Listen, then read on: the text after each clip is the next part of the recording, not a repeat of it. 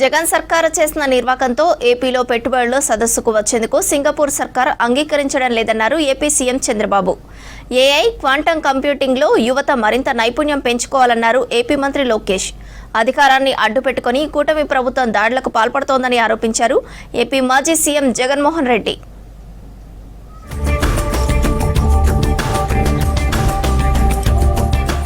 జగన్ ప్రభుత్వ నిర్వాకంతో సింగపూర్ ప్రభుత్వం భయపడిందని ఆరోపించారు ఏపీ సీఎం చంద్రబాబు. సడలిన నమ్మకాన్ని పునరుద్ధరించేందుకు చాలా కష్టపడాల్సి వచ్చిందన్నారు.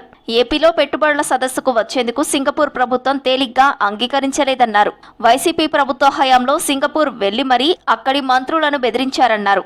మంత్రివర్గ సమావేశంలో పాల్గొన్న బాబు, సింగపూర్ విధానాల స్టడీకి మంత్రులు దశల వారీగా అక్కడికి వెళ్లాలన్నారు. మంత్రుల పనితీరు మరింత మెరుగుపడాలన్నారు.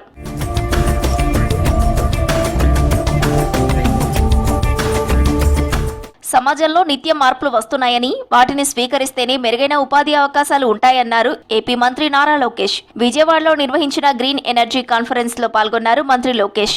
ఏఐ, క్వాంటం కంప్యూటింగ్ లో మరింత నైపుణ్యం పెంచుకోవాలన్నారు. కొన్ని కార్పొరేట్ కంపెనీలు ప్రభుత్వ ఐటీఐలను దత్తత తీసుకుని ఆధునిక సాంకేతికతపై శిక్షణ ఇస్తున్నాయని తెలిపారు. 20 లక్షల మందికి ఉపాధి అవకాశాలు కల్పించబోతున్నామని చెప్పారు Lokesh. Government was re-elected on a mandate which is unheard of in Indian history. NDA achieved a 94% strike rate, that is winning 164 seats out of 175 seats. The mandate was very clear: create jobs.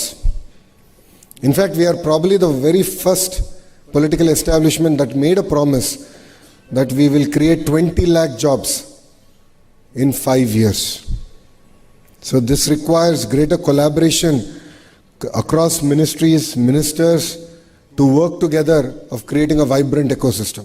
తన సొంత నియోజకవర్గం పులివెందులలో గత 2 రోజులుగా జరుగుతున్న పరిణామాలపై ఆరా తీశారు AP మాజీ CM Jaganmohan Reddy. అధికారాన్ని అడ్డుపెట్టుకుని అడ్డదారుల్లో జెడ్పీటీసీ ఉప ఎన్నికల్లో గెలిచేందుకు కూటమి ప్రభుత్వం కుట్ర చేస్తోందన్నారు. జెడ్పీటీసీ ఎన్నికల్లో టీడీపీకి తగిన బుద్ధి చెబుతామన్నారు జగన్. వైసీపీ నేతలపై టీడీపీ కార్యకర్తలు దాడులకు పాల్పడుతున్నారని ఆరోపించారు ఏపీ మాజీ మంత్రి పేర్ని నాని. పులివెందుల జెడ్పీటీసీ ఉప ఎన్నిక గెలిపించుకునేందుకు చంద్రబాబు రౌడీయిజం చేయిస్తున్నారని మండిపడ్డారు. వైసీపీ ప్రచారం చేయకుండా ఎందుకు అడ్డుకుంటున్నారని ప్రశ్నించారు పేర్ని నాని.